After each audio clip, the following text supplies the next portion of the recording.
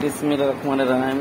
এখানে আমরা একটা পার্কার ইনভার্টার আনেছি। এই পার্কারটা ইনভার্টার আমরা পিএলসি মোডে চালানো হবে। তার জন্য কি করছি, পার্কার ইনভার্টারে আমরা সিঙ্গেল 220 ভোল্টের পাওয়ার সাপ্লাই করছি, তার সাথে পিএলসির 220 ভোল্ট পাওয়ার দিছি। দেওয়ার পরে পিএলসির এখান থেকে দুই তারে PLC DC board input output হয়েছে। এখানে পিএলসির সার্কিট অনুযায়ী এই সার্কিট অনুযায়ী সার্কিট করে নিয়েছি। নেওয়ার পরে ইনভার্টারের রেফারেন্স যে স্টার্টিং রেফারেন্স তার আমরা পিএলসির সিস্টেম অনুযায়ী এখানে লাগাই দিছি। দেওয়ার পরে এখন আমরা এটা চালু করে দেখবো চলে কি না চলে।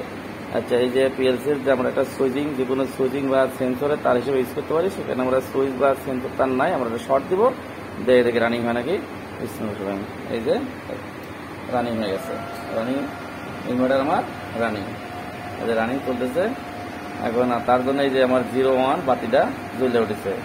এখন অফ করলে এই যে 0 বাতি অফ হয়েছে, যে ইনভার্টার অফ হয়ে গেছে।